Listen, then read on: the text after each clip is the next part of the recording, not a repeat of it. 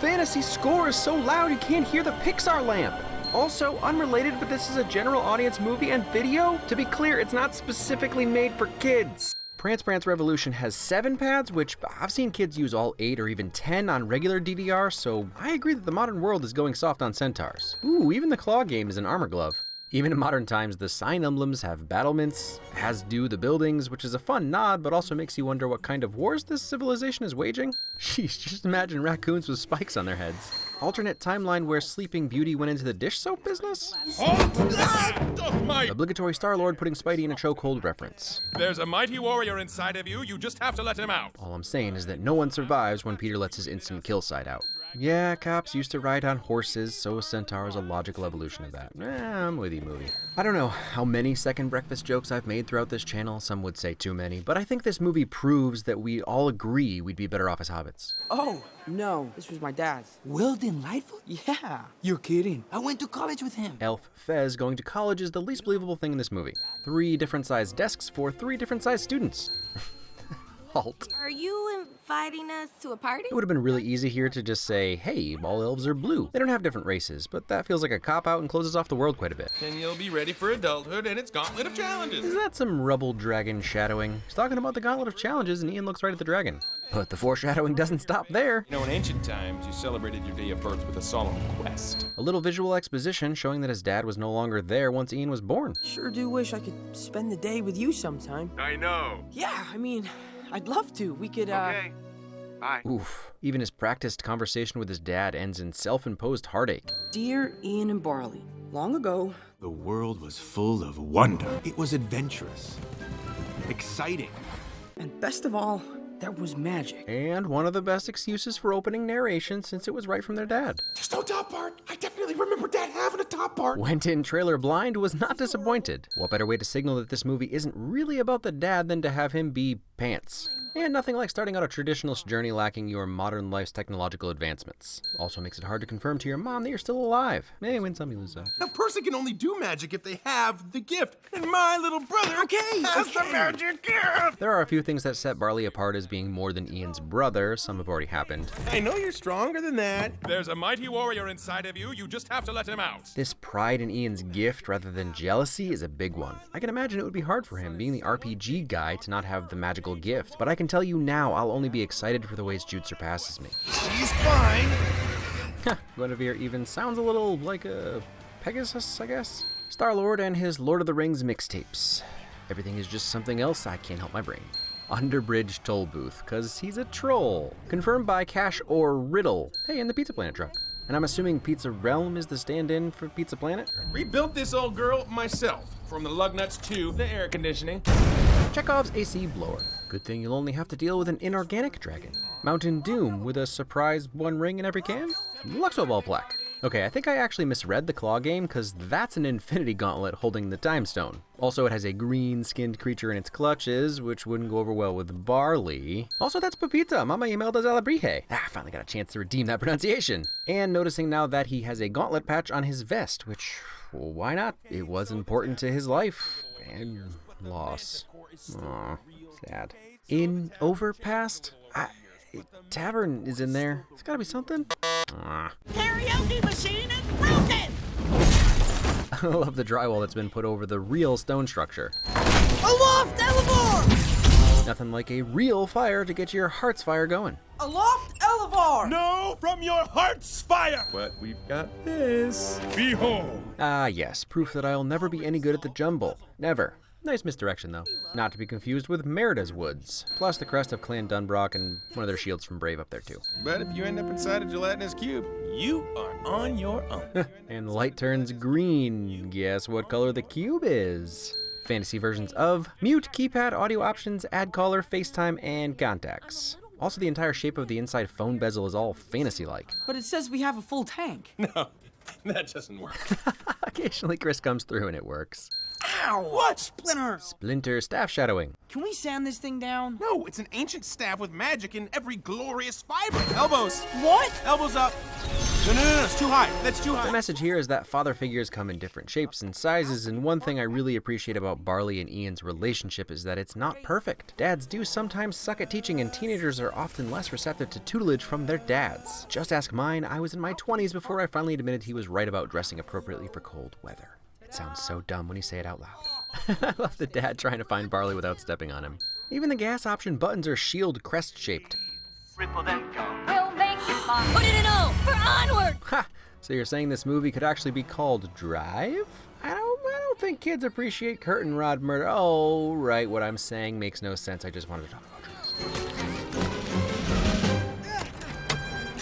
Chekhov's AC unit going off. Oh, Shantar's talent. Self-censoring, kinda. And I will take full responsibility. I love the reveal of how the spell works. It's not polyjuice potion, it's just a trick, an illusion. What am I doing out here? What are any of us doing out here? Whoa, I never thought about it like that. Then you clearly haven't even started watching Red vs. Blue. And I'm starting to freak out a little bit. But that's some honesty. I just feel like I can't do anything right, and I'm a total weirdo. That's some honesty. It's not easy being a new parent. My girlfriend's daughter got me pulling my hair out, okay? Parenting advice and Lena Waithe representing again. Even before the dad starts dancing, Barley is already having trouble staying still. Wow. He is terrible. Yeah, he's really, really bad. And bonding. Just imagine what the top half of this dance looks like. Something like this. Dancing so good it could stop a businessy president or an accuser named Ronan. Hey, that's the cup from the intro. My sons have a once-in-a-lifetime chance to see their father. Now, my oldest... Even the most dangerous beasts can show restraint. It's okay. She's only temporarily paralyzed. Hey! Well, that explains these being for sale, I suppose.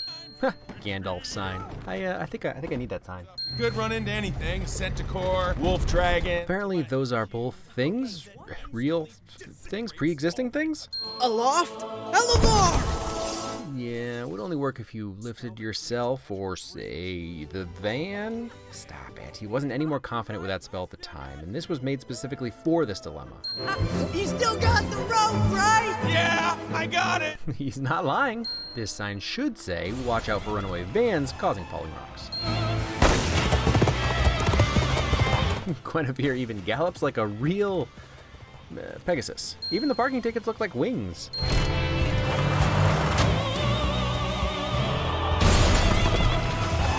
And it's really personal sacrifice for Barley because Guinevere is the one thing he was proud of himself enough for and wanted to show his dad. That's how much he loves Ian. Just in case you needed to be reminded that we're not completely in a fantasy time period, there's a plane.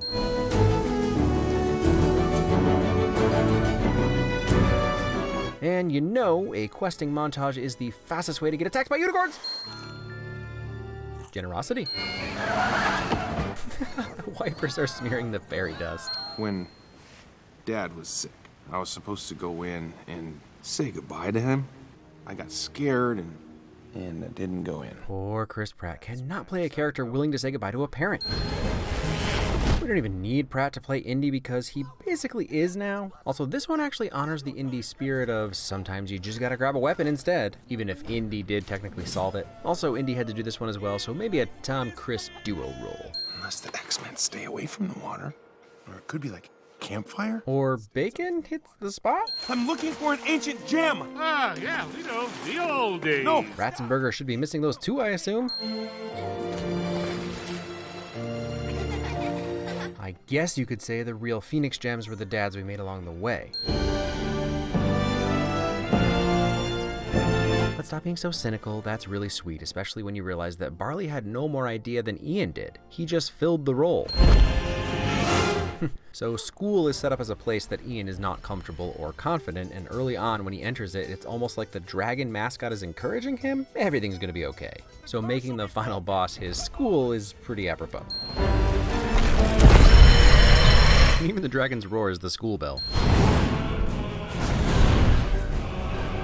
Yeah, okay, didn't see this epicness coming. Also, it's totally fine building rubble doesn't have a central nervous system and therefore does not feel pain. Even a little ingenuity.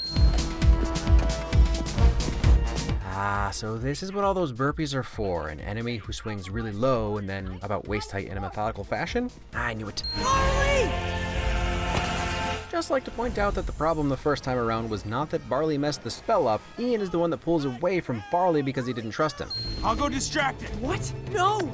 If you do that, you'll miss Dad. It's okay. Say hi to Dad for me. And it gets me that Barley is still desperate and doing all of this for his brother, just like a dad would do. It's not even about his time with his dad, he just wants to give his brother that gift. I never had a dad, but I always had you. And that becomes really obvious if you're paying attention to it throughout the movie. Hey, it was a good start. I touched on it a bit, but Barley treats Ian more like a son than a brother a lot of the time. Okay, so now you know the worst that can happen, so there's nothing to be scared of, right? Boombastia! And Ian using all his newly learned magic to beat the dragon. Ignora Gangshimon! Altar Thunderstare! Even upping his game and finally putting it all together when his brother's life is on the line. Ian! Excellior! Okay, that was dope. Also teamwork. Hugging. And he told me to give you this. And even more hugging. Okay, who wants cake? That awkward laugh. You got A113 in progress? Keeping the A113 going. I was born to run. So is there a romance novel with Fabio on the cover as a centaur? Because of course there is. Aw, man. Ian has always been leaning on Barley. What a gorgeous movie. I know it's sort of redundant at this point with Pixar movies, but every little detail in this world is fantastic. From dust particles in the air, to the sweat on Ian's face before talking to his peers, to every bit of world building based on castles in the cities, and in the rural areas all the edges are rounded off. Even the wallpaper looks like it belongs in an enchanted forest. Bridges with spikes, every font is fantasy, every edge detail is fantasy, even the lights in the city are multicolor fantasy. Oh yeah, and the lighting is gorgeous. Scenes surrounded in blackness, the glow from a soda machine. You'll notice something new on each watch. Also, the performances are great. Chris Pratt and Tom Holland play really well with each other. Sometimes I get the feeling neither of them was really allowed to do their own thing. It almost feels like Chris Pratt's part may have been written for Jack Black, but they still have solid chemistry and it makes the final moments between them really work. Julia Louis-Dreyfus really melted into this role and I actually really enjoy her character. She's rarely playing worried, overbearing mom, she's just there to help. And her obvious similarities with Barley create isolation for Ian that sells the whole premise. Also, her side quest with the Manticore lead through to the final act and is important by the end. And Octavia Spencer had some of the funnier moments and is possibly my favorite character in the movie.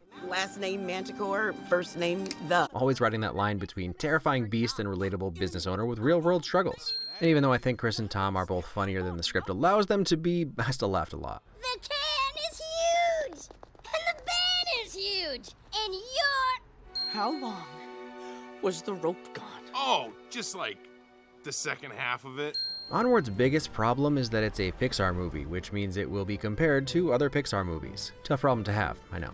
I enjoyed this movie a lot, and the actual problems with it aren't worth mentioning because they're not the reason it didn't do well at the box office. Let's just say we were all preoccupied, and a week after opening, there wasn't a box office. But seriously, as far as the movie is concerned, Coco deals with death and the living dealing with death better, Up deals with loss and despair better. I mean, even Cars and Monsters Inc. do the it's our world but catered to a niche type of person thing better. It's only in these comparisons that the movie suffers at all for me. Because I enjoy the world of magic that's adapted to modern technology even if this unearthed planet is similar to Earth. Barley holding on to those final moments of his father's life is heart-wrenching, and I think the bittersweet message that Ian learns in the end is fantastic for anyone who's dealt with the loss of a parent. The trick of this movie that it was never really about the dad can be hard to swallow. In setting up the movie's message and allowing us to learn along with Ian means we also get hit with the disappointment of never hearing the dad talk, or even seeing Ian meet him for the first time. But I actually put that on the positive side because that was the point. Ian had had a dad all along, and it took an entire movie of Barley putting Ian before himself to finally realize it.